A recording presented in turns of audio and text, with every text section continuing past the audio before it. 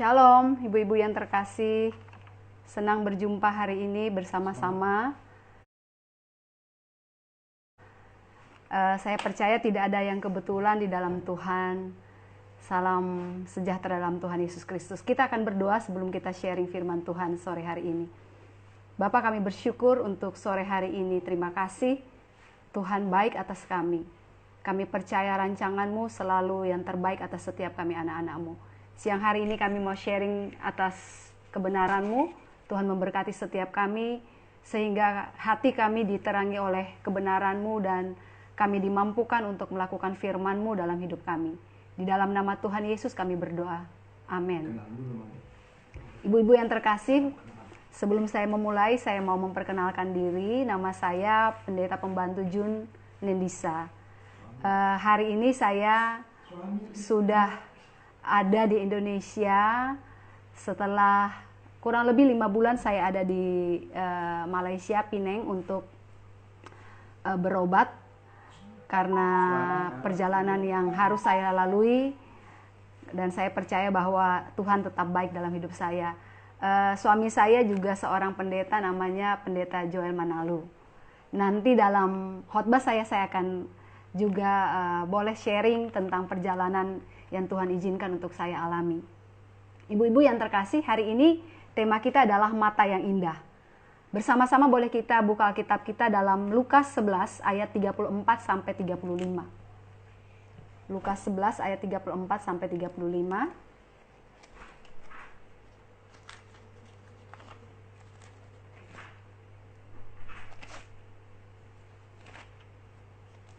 Lukas 11 ayat 34 sampai 35.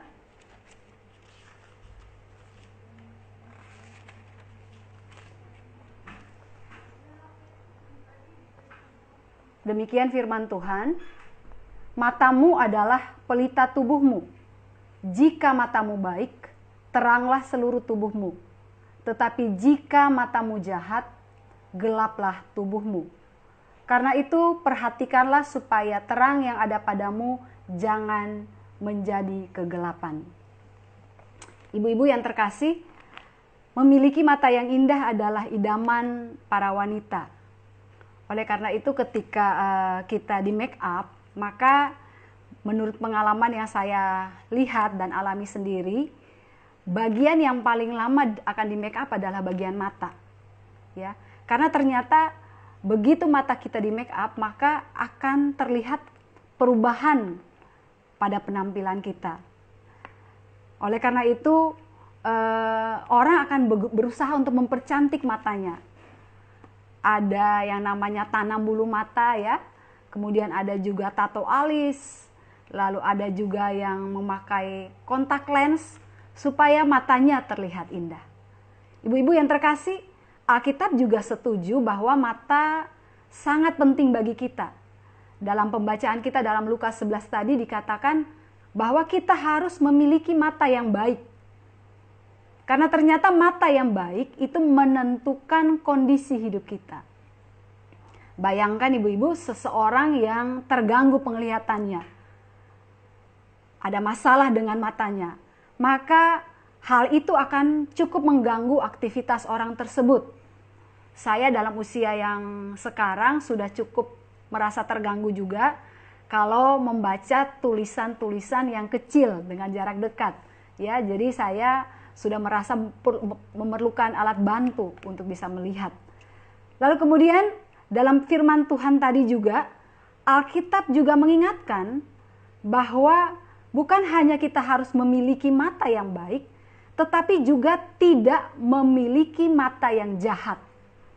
Saya ulangi, bukan saja memiliki mata yang baik, tetapi juga tidak memiliki mata yang jahat. Ibu-ibu, ada kontradiksi antara baik dan jahat dalam pembacaan ini.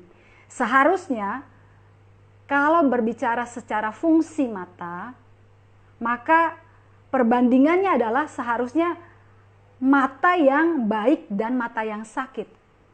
Namun firman Tuhan memberi perbandingan mata yang baik dan jahat. Ini berarti bahwa firman Tuhan mau menjelaskan kepada kita bahwa mata yang baik bukan tentang mata yang sehat secara fisik saja. Mata kita satu saat karena bertambahnya usia secara alami akan mengalami kemunduran kemampuannya. Ya, orang-orang tua ada yang kadang-kadang mereka harus operasi katarak karena matanya yang bermasalah, atau kita memerlukan kacamata untuk membantu penglihatan kita. Kalau begitu ibu-ibu, supaya kita dapat memiliki mata yang indah, mata yang baik, apa yang harus kita lakukan? Hari ini kita belajar dari seorang wanita cantik yang bernama Esther. Ibu-ibu, Esther adalah anak dari Bapak Abihail, ya. Dan Esther adalah seorang anak yatim piatu. Esther diangkat oleh Mordekai. Hubungan mereka adalah ayah Mordekai dan ayah Esther, mereka bersaudara. Dan saat Raja Ahasveros mencari pengganti Ratu Wasti, Esther termasuk salah seorang yang terpilih menjadi kandidatnya. Dan kita tahu di akhir ceritanya bahwa Esther lah yang terpilih menjadi ratu menggantikan Wasti. Ibu-ibu yang terkasih dalam Tuhan Yesus,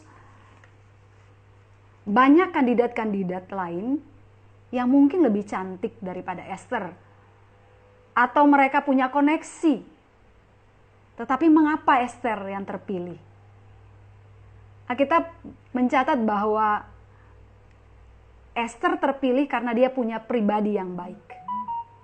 Dalam Esther pasal yang kedua ayat 9, ibu-ibu dapat melihat bahwa di situ Esther bertemu dengan seorang pegawai istana yang mengurusi para kandidat-kandidat untuk menjadi ratu, yaitu Hegai. Hegai merasa ada sesuatu yang berbeda daripada Esther, sehingga Esther mendapat perhatian, mendapat perlakuan istimewa dari Hegai. Hegai memberikan dia wangi-wangian, padahal pada waktu itu mungkin secara aturannya mereka belum waktunya untuk diberikan wangi-wangian, tetapi karena Esther dilihat sangat baik, maka Hegai memberikan wangi-wangian kepada Esther. Kemudian Hegai juga memberikan 7 dayang-dayang buat Esther, dan mereka adalah dayang-dayang yang terpilih untuk melayani Esther. Lalu kemudian Esther juga ditempatkan di istana, di bagian istana yang terbaik dari balai perempuan pada waktu itu. Hegai melihat bahwa Esther punya pribadi yang baik. Tokoh yang lain yang melihat bahwa Esther mempunyai sesuatu yang berbeda di antara kandidat yang lain adalah Alkitab mencatat dalam pasal yang kedua ayat 15 bahwa semua orang yang bertemu dengan Esther, mereka melihat bahwa Esther sangat baik. Sehingga mereka mengasihi Esther. Dan yang ketiga Alkitab mencatat dalam ayat yang ke-17 pasal yang kedua, Raja Ahasveros pun menjadi suka, menjadi mengasihi Esther karena pribadinya yang baik itu. Jadi ibu-ibu, ternyata yang membuat Esther menjadi terpilih adalah karena pribadinya yang baik.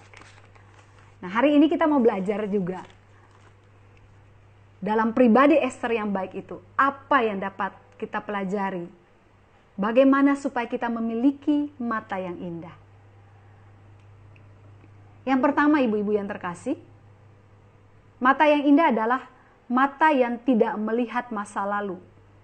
Kita buka bersama-sama dalam Yesaya 43 maksud saya.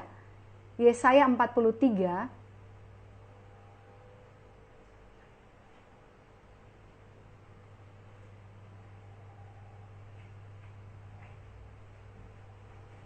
Yesaya 43 ayat 18. Sebentar ibu-ibu. Yesaya 43 ayat 18.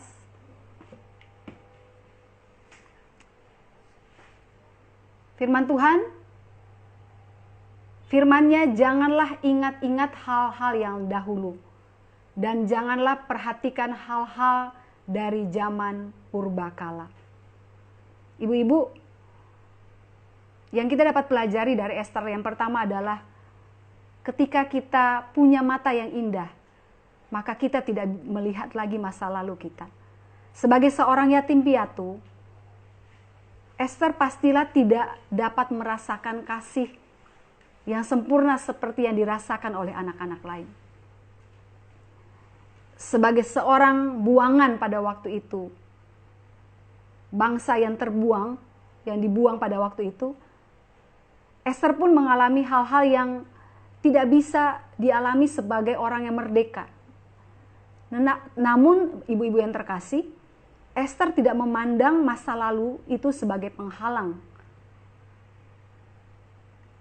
Ibu-ibu, seringkali kita tidak bisa maju karena kita terus melihat ke belakang. Kita selalu mengingat masa-masa lalu kita. Kita melihat hal-hal yang menyakiti kita. Apakah pasangan kita, apakah anak-anak kita, apakah teman kita. Sehingga kita tidak bisa maju, kita tidak bisa melihat ke depan apa yang akan disediakan Tuhan. Mata yang indah adalah mata yang tidak lagi melihat ke belakang. Sebagaimana istri Lot yang melihat ke belakang dan dia tidak bisa melihat berkat Tuhan yang Tuhan sudah janjikan. Hari ini Tuhan mau mengajar setiap kita supaya kita meninggalkan apa yang ada di belakang kita dan berlari kepada tujuan Tuhan yang Tuhan siapkan atas hidup kita. Ibu-ibu yang terkasih, bangsa Israel dalam perjalanan mereka menuju tanah perjanjian Tuhan, Alkitab mencatat mereka selalu mengingat-ingat peristiwa di Mesir. Mereka mengingat bawang bombay, mereka melihat banyak hal yang sebenarnya harus mereka sadari bahwa ternyata ketika mereka di Mesir, mereka tidak bisa mengalami kemerdekaan yang sejati. Tetapi mereka telah terikat dengan masa lalu. Sehingga mereka hanya memandang ke belakang dan tidak bisa melihat ke depan. Hari ini saya mengajak setiap ibu-ibu, kita jangan melihat lagi ke belakang kita. Jadikan apa yang ada di belakang kita sebagai pengalaman hidup kita bersama dengan Tuhan. Supaya lewat pengalaman hidup kita itu kita boleh menjadi berkat buat orang lain. Jangan lagi ingat-ingat yang dahulu di belakang. Supaya kita dapat melihat dan dapat berjalan maju untuk melihat rencana-rencana Tuhan ke depan. Maria Robinson berkata dalam sebuah kutipannya bahwa tak seorang pun bisa mundur dan memulai dari awal yang baru. Tetapi siapapun bisa memulai hari ini dan membuat akhir yang baru. Jadi mata yang indah, pastikan setiap kita tidak lagi memandang ke belakang. Yang kedua ibu-ibu, mata yang indah adalah mata yang melihat rencana Tuhan. Dari Yesaya 43 itu kita sambungkan lagi dengan ayat yang ke-19. Ya. Kita lanjutkan ke ayat yang ke-19 Yesaya 43. Lihat, aku hendak membuat sesuatu yang baru, yang sekarang sudah tumbuh. Belumkah kamu mengetahuinya? Ya, aku hendak membuat jalan di padang gurun dan sungai-sungai di padang belantara. Ibu-ibu yang terkasih dalam Tuhan Yesus, Ester melihat bahwa ada rencana Tuhan lewat hidupnya. Sampai dari sekian banyak orang yang menjadi kandidat pada waktu itu, dialah yang terpilih menjadi ratu. Dan dari cerita Ester kita dapat melihat bahwa Ester adalah seorang pribadi yang mengasihi Tuhan, yang bergantung kepada Tuhan. Maka ketika Mordekai menceritakan peristiwa yang sedang terjadi kepada Ester, maka Esterlah, Bapak Ibu-ibu dapat melihat bahwa Esterlah yang memberikan inisiatif supaya mereka berpuasa selama 3 hari. Dia mengajak Mordekai bersama dengan seluruh orang-orang Yahudi pada waktu itu di istana Susan untuk berpuasa, dan Esther bersama dengan dayang-dayangannya pun berpuasa. Ini bicara bahwa Esther mengasihi Tuhan, Esther bergantung kepada Tuhan, sehingga ia dapat melihat rencana Allah lewat hidupnya. Ibu-ibu, kita dapat melihat rencana Allah lewat hidup kita. Dan inilah yang membuat mata kita menjadi indah. Mata yang indah adalah mata yang bisa melihat rencana Allah lewat setiap peristiwa yang terjadi. Ibrani 12 ayat 2, mari kita lihat bersama-sama. Ibrani 12 ayat 2.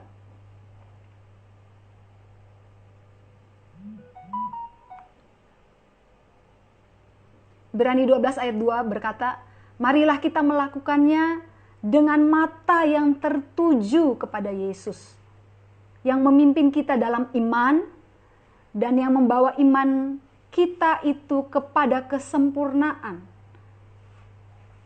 Yang dengan mengabaikan kehinaan tekun memikul salib, ganti sukacita yang disediakan bagi Dia, yang sekarang duduk di sebelah kanan tahta Allah. Ibu-ibu yang terkasih, seperti Ibrani tadi berkata, kita berjalan dengan mata untuk melihat setiap rencana Allah. Kita berjalan dengan mata iman kita, bahwa dalam semua yang terjadi, ada Tuhan yang hadir, yang menyertai perjalanan hidup kita. Esther melihat bahwa dalam rencana Tuhan dalam hidupnya, dia bukan saja tidak melihat lagi dirinya sebagai bangsa buangan pada waktu itu di istana, tetapi dia melihat bahwa dia ada karena ada rencana Tuhan supaya dia bisa menjadi berkat bagi bangsanya. Ibu-ibu, saya secara pribadi mengalami perjalanan untuk melihat rencana Tuhan dengan mata yang tetap tertuju kepada Dia. Saya belajar untuk memiliki mata yang indah dalam poin yang kedua ini, untuk melihat bahwa dalam semua hal Tuhan tidak pernah memberikan rancangan yang jahat kepada setiap kita anak-anaknya. Saya boleh bersaksi bahwa dari akhir November saya memeriksakan diri di dokter, dan dokter memvonis bahwa saya mengalami kanker payudara. Di Indonesia saya sudah ke dokter, dan hasil dari Indonesia adalah bahwa saya mengempat. Dan saya sudah mempersiapkan diri, sudah sampai ke rumah sakit, dan sudah harus di kemo pada waktu itu. Tetapi ada sesuatu kejanggalan yang membuat akhirnya suami dan saya memutuskan bahwa sepertinya kita harus pergi ke Malaysia, Penang, untuk pemeriksaan lebih lanjut. Dan akhirnya kami berangkat bulan Februari ke Malaysia. Di Malaysia saya harus mengalami pemeriksaan ulang lagi karena hasil pemeriksaan di Indonesia ternyata bagi dokter di Malaysia mungkin menurut mereka kurang akurat, sehingga pemeriksaan harus dilakukan lagi dari awal. Saya harus akui bahwa perjalanan itu bukan sesuatu yang mudah. Pemeriksaan demi pemeriksaan yang harus saya ikuti bukan hal yang mudah. Bahkan terlebih lagi ketika saya harus mendengar bahwa saya didiagnosa oleh dokter menderita kanker payudara. Bukan hal yang mudah. Bukan hal yang mudah untuk memahami rencana Tuhan lewat peristiwa ini juga. Tetapi saya tahu bahwa saya belajar untuk mempercayai Tuhan dalam semua hal yang terjadi. Dan sebelum peristiwa ini terjadi, saya secara pribadi diajar oleh Tuhan. Saya diajar oleh Tuhan untuk mengenal Dia secara pribadi. Itu rema yang selalu ada pada yang Tuhan ingatkan kepada saya sebelum diagnosa itu saya dengar dari dokter. Jadi ibu-ibu, saya sebelum sakit aktivitasnya cukup banyak.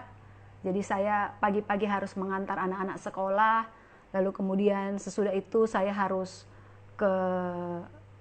mengurus PAUD. Jadi aktivitasnya cukup padat. Lalu kemudian nanti dari PAUD sesudah mempersiapkan semuanya, saya pulang untuk menjemput anak-anak dari sekolah mereka. Dalam perjalanan ketika mengendarai mobil, satu ketika saya diremakan sebuah pujian. Di saat badai bergelora, ku akan tenang bersamamu, Bapa kau Raja semesta, ku tenang sebab kau Allahku. Ketika pujian itu terus ada di dalam hati pikiran saya dan saya nyanyikan, saya seperti mendapat satu sinyal bahwa Tuhan akan mengizinkan sesuatu dalam hidupmu, supaya engkau alami bukan dari kata orang, tetapi engkau mengalami aku secara pribadi. Ada banyak orang yang bisa berkata Tuhan baik ketika semuanya baik. Bahkan kadang-kadang perkataan Tuhan baik itu seperti sebuah, maaf kalau saya harus katakan, seperti sebuah latah. Orang kadang-kadang bernyanyi, memuji Tuhan, berkata Tuhan baik, hanya karena sebuah keharusan. Tetapi pada waktu itu Tuhan mau supaya saya mengalami Tuhan baik itu, bukan dari kata orang. Tetapi saya alami Tuhan secara pribadi dalam hidup saya. Sehingga ibu-ibu, ketika peristiwa ini terjadi, Tuhan mempersiapkan saya. Tuhan sudah mempersiapkan saya untuk saya mengenal Dia secara pribadi. Dan inilah rema yang terus saya dapatkan. Kenal Tuhan secara pribadi. Kenal Tuhan secara pribadi. Dan ketika saya mengenal Dia secara pribadi, maka itu yang membuat mata saya bisa melihat rencana Dia dalam semua yang terjadi. Tidak ada rancangannya yang jahat buat setiap kita anak-anaknya. Tidak ada rancangannya yang membawa kecelakaan buat setiap kita. Saya belajar dan saya tahu tidak mudah. Ibu-ibu mungkin hari ini pun mengalami hal yang masalah-masalah yang tidak mudah. Tapi kita belajar untuk mengenal Dia secara pribadi. Itulah yang akan membuat kita bisa melihat Tuhan. Dan akhirnya izinkan saya ada di Malaysia 5 bulan. Saya dalam kondisi ketika terakhir dan dokter menyarankan harus kemo. Saya harus di kemo menurut dokter 8 kali. Dan pada waktu itu kondisi belum banyak yang terkena COVID, ya. Jadi di Malaysia pun, khususnya di Penang itu masih green zone, tidak ada sama sekali. Sehingga pada waktu kemo pertama saya masih bersama dengan suami, Pendeta Joel Manalu. Saya masih ada di sana. Kemo pertama, ketika kemo pertama cukup berat karena kemo pertama itu saya seperti seorang yang mengalami seperti seorang yang hamil begitu ya ibu-ibu. Jadi susah makan, tidak bisa cium bau-bau yang masakan-masakan gitu ya. Sehingga saya tidak bisa makan yang banyak. Kondisi lemas sampai pulang ke Indonesia selesai kemo pertama. Lalu kemudian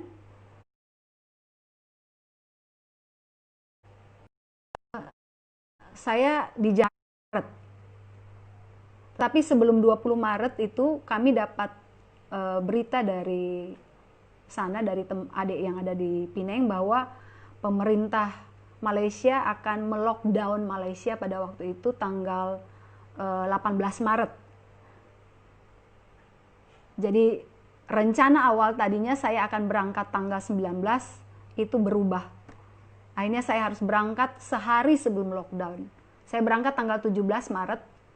Itu pun mendadak semuanya karena saya harus cepat, takut lockdown dan tidak bisa masuk sama sekali. Dan benar ya, sesudah tanggal 18 itu tidak ada pesawat yang bisa ke Malaysia. Tanggal 17 saya sudah sampai di Malaysia. Lalu akhirnya saya pada waktu itu bersama dengan suami di rumah di Indonesia, kita sudah berunding bagaimana, apakah saya yang berangkat sendiri atau bersama dengan suami. Dan akhirnya kami putuskan bahwa hanya saya yang berangkat sendiri, karena kami tahu bahwa kondisi ini tidak mudah, takut lockdown dan segalanya, dan susah pulang, sehingga saya harus berangkat sendiri ke Malaysia. Ibu-ibu, di Malaysia saya harus menjalani proses kemo kedua dan sampai terakhir sendiri. Suami bersama dengan anak-anak di sini. Tidak mudah karena memang proses kemo itu adalah kita memasukkan racun dalam tubuh kita, sehingga saya harus mengalami masa-masa yang cukup sulit ya. Bahkan kadang-kadang saya tidak kuat berjalan karena kondisi yang sulit. Tetapi puji Tuhan, dalam semua yang terjadi saya bisa melihat Tuhan menolong dan menyertai saya. Dan kemarin pun puji Tuhan, dari rencana awal 8 kali kemo,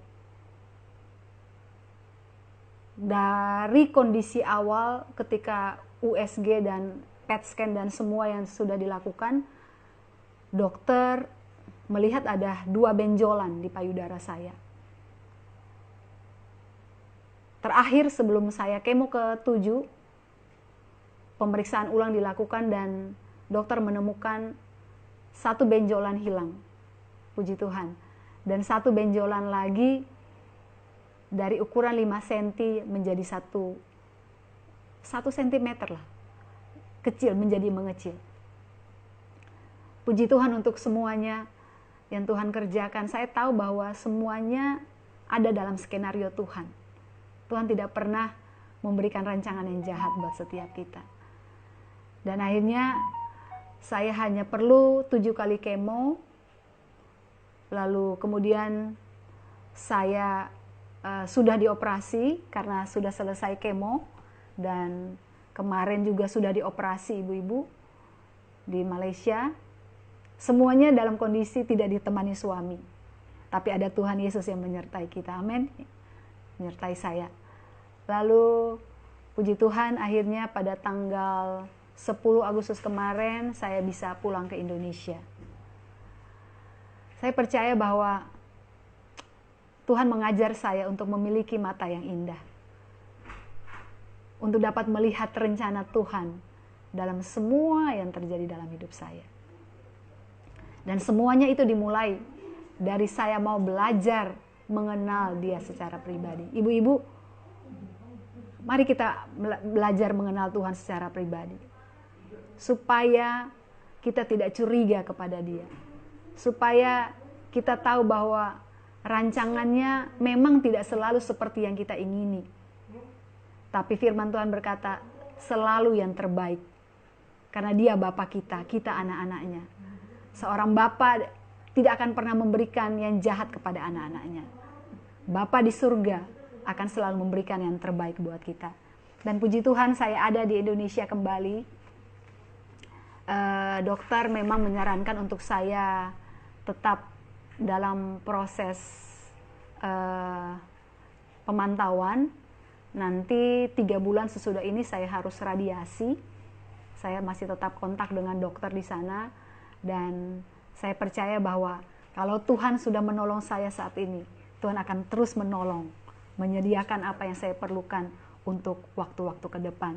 Ibu-ibu, saya mau cerita bahwa ketika saya sedang gurun, setiap pagi Tuhan berkati mereka. Setiap mereka membutuhkan, ada berkat Tuhan. Dan Tuhan menyediakan tepat pada waktunya. Ketika saya harus menjalani proses demi proses dalam pengobatan di Malaysia. Ibu-ibu yang terkasih dalam Tuhan Yesus, mari kita belajar untuk berjalan dalam hidup kita dengan mata yang tetap tertuju kepada Tuhan. Saya tidak tahu apa yang ibu-ibu alami hari ini, masalah apa yang sementara kita alami, ibu-ibu alami, apakah masalah keluarga, apakah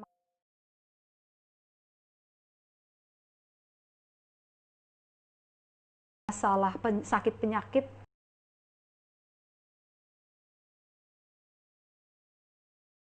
masalah ekonomi.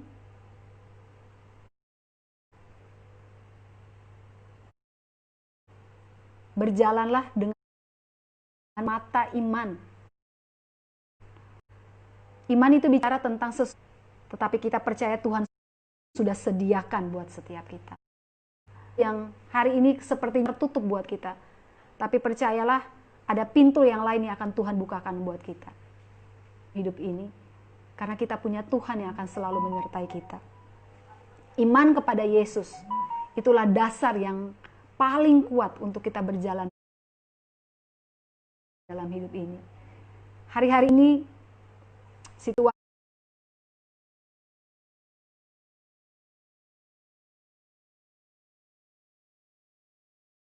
semakin sulit.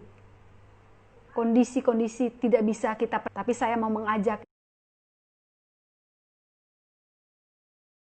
ibu-ibu yang mata yang bisa percaya dan melihat rencana Allah dalam semua. Jangan takut ibu-ibu, jangan takut.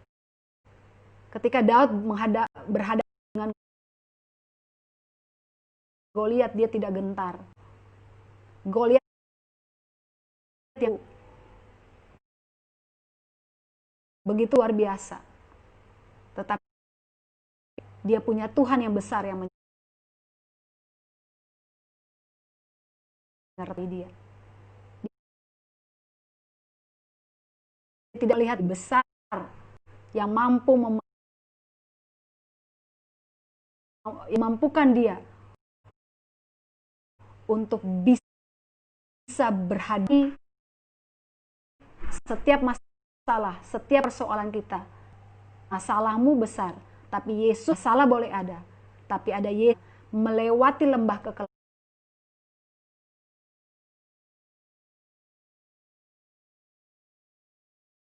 kekelaman, melewati setiap tempat-tempat yang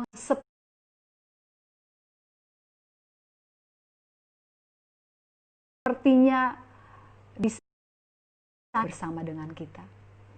Ibu-ibu yang dikasihi oleh Tuhan Yesus, yang uang.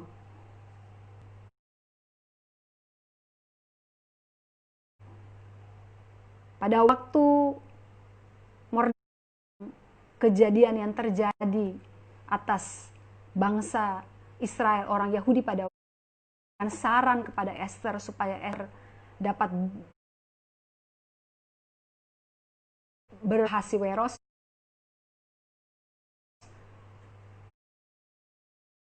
tetapi dia bisa melihat peluang supaya bisa bertemu dengan Raja Ahasiweros. Ini perlu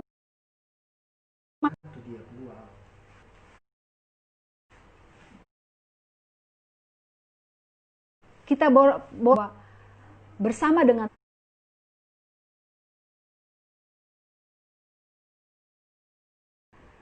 ada hikmat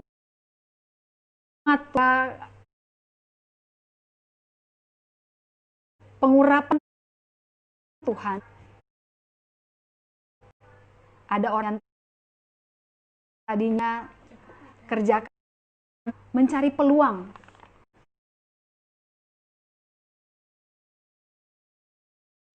mulai berbisnis, yang sana bisnis ini, Tuhan yang membuat mereka melihat peluang itu.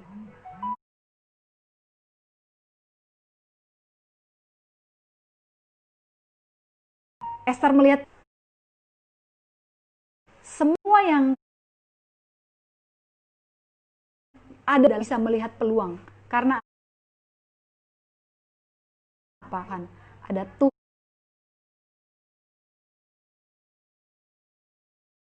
Tuhan ini. Mata yang terus memandang kepada Tuhan.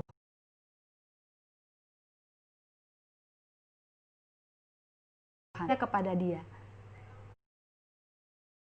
Melihat peluang-peluang dalam hidup kita. Membukakan peluang-peluang yang baru buat ibu. Ada Tuhan, ada hikmatnya, ada Roh Kudus yang akan menolong, yang akan Tuhan berikan kepada setiap kita untuk bisa mengerjakannya. Yang keempat, lihat dari Esther ada mata yang penuh dengan belas kasihan.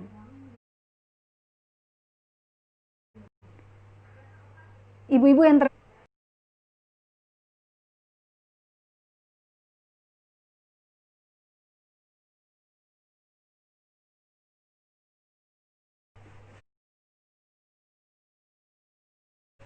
satu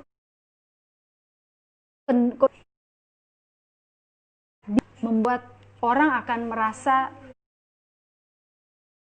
tidak perlu dengan sekelnya sudah tercukupi satu ya, seperti kalau itu Esther pada waktu itu nomor satu,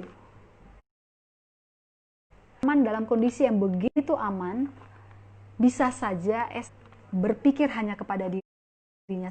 Tetapi kita belajar dari Esther bahwa dia memiliki mata yang indah, mata kasihan kepada orang lain.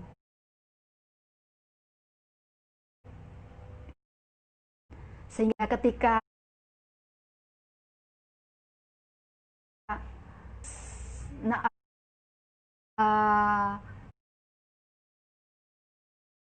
Mordekai menyambut terjadi pada satu kepada bangsa, kepada bangsanya. Kitab Esther ini, maka Esther sampai kalaupun dia harus mati, dia Yesus. Mari kita punya mata yang penuh belas kasihan kepada orang lain. Banyak orang di sekeliling kita yang membutuhkan kasih Tuhan lewat hidup kita. Mata yang melihat bahwa dalam kondisi saat-saat ini pun masih memberikan kesempatan buat satu membelas kasihan kepada orang lain. Dalam kondisi Tuhan perhadapkan saya dengan orang dan secara fisik saya yang harus dikasihani. Tetapi saya mau belajar untuk memiliki mata bisa melihat bahwa Tuhan juga mengasihi orang-orang lain dan Tuhan mau lewat hidup saya mereka diberkati. Saya bersyukur bahwa di Pineng saya bisa bertemu dengan orang yang mereka, saya berdoa buat mereka. Saya bersyukur juga dalam dana yang besar untuk biaya pengobatan yang ada. Tapi Tuhan juga mengizinkan saya orang yang lebih membutuhkan. Ibu-ibu, mata yang indah adalah mata yang penuh dengan belas kasihan. Kita sembah adalah Tuhan yang penuh dengan belas kasihan. Ketika orang-orang datang kepada Dia, orang sakit, orang berdosa, matanya itu penuh dengan belas kasihan kepada mereka. Dia menolong mereka, Dia menyembuhkan mereka. Hari ini, mari kita belajar punya mata yang penuh dengan belas kasihan. Belajar untuk menjadi berkat dimanapun kita berada.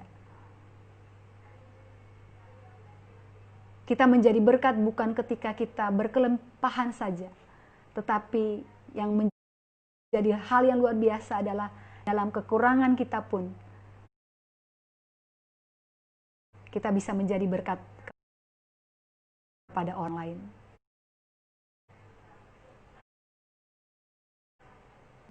Biar kita menjadikan hidup kita terbuka kebenaran berkat kepada orang lain. Ada banyak orang-orang, ada banyak peka untuk melihat hal itu. Matamu Tuhan, yang penuh mata yang indah, sekali lagi, tak kita. Karena kecantikan itu bukan bicara, makanya ada kontes kecantikan, ada behavior, ada kecantikan dari dalam yang akan terpancar. Karena itu ibu-ibu, saya tidak anti untuk mempercantik diri kita. Saya pun juga mempercantik diri saya. Saya masih bisa untuk facial, masih belajar untuk pakai masker ya. Meskipun ibu-ibu tahu foto ketika saya ada di Malaysia, foto yang dipakai jadi flyer ini, ibu-ibu tahu mata saya itu, saya tidak punya bulu mata ya. Karena kemo ini memang dokter bilang nanti sesudah kemo pertama, minggu ketiga kamu akan kehilangan rambut kamu. Dan ternyata bukan cuma rambut, ibu. Saya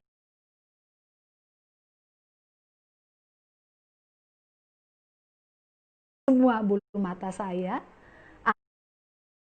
palsu gitu ya, saya harus belajar untuk membuat alis ya.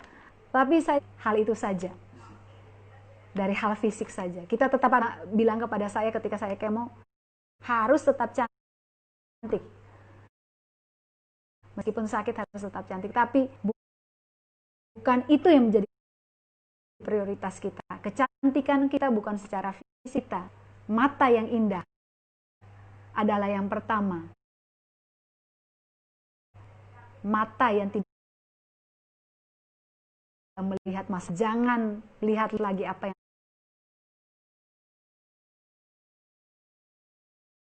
ada di belakang kita. Lupakan yang telah lalu.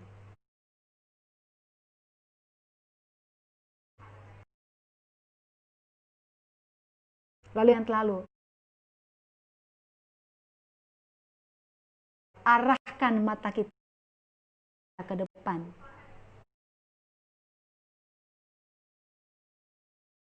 Jelas dan pasti atas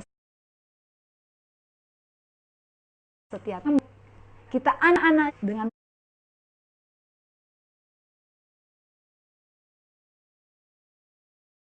mata yang memandang kepada Tuhan. Begitu ajaib dan dahsyat buat setiap yang bisa melihat setiap peluang-peluang.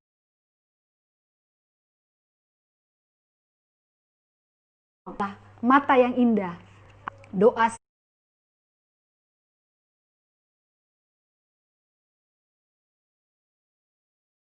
saya, setiap ibu-ibu yang indah.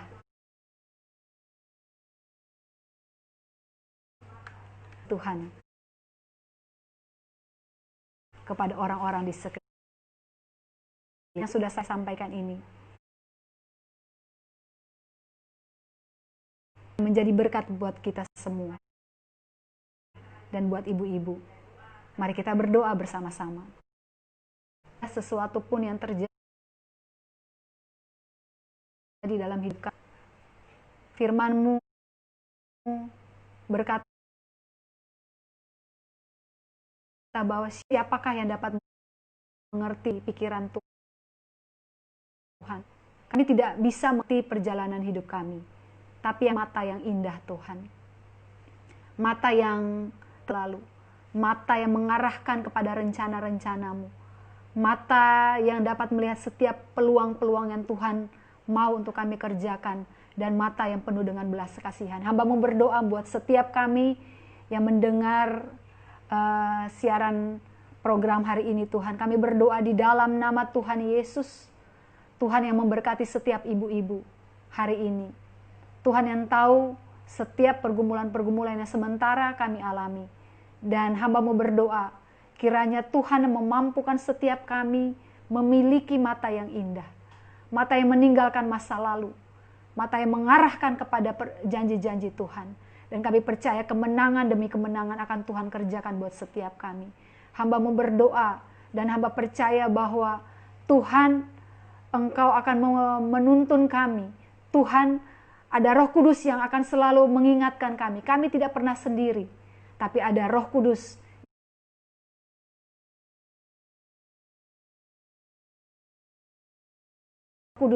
yang akan menolong kami, mengingatkan kami akan janji-janji-Mu yang akan kami pegang dalam hidup kami. Karena itu kami berdoa, berkati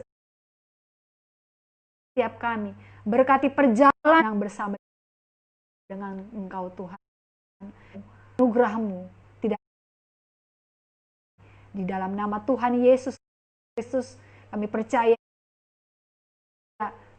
berkat-Mu tercurah atas setiap kami sore hari ini. Kami terima berkat yang besar, kami terima di dalam Tuhan. Kami terima setiap janji-janji-Mu. Karena kami kenal siapa Tuhan kami. Dalam nama Tuhan Yesus kami berdoa dan bersyukur. Haleluya. Amin. Terima kasih saya ucapkan kepada kesempatan yang sudah diberikan oleh ibu-ibu dari di GBI PRJ Interkon, dan terima kasih menjadi berkat buat ibu-ibu. Sampai ketemu di lain waktu, Tuhan memberkati.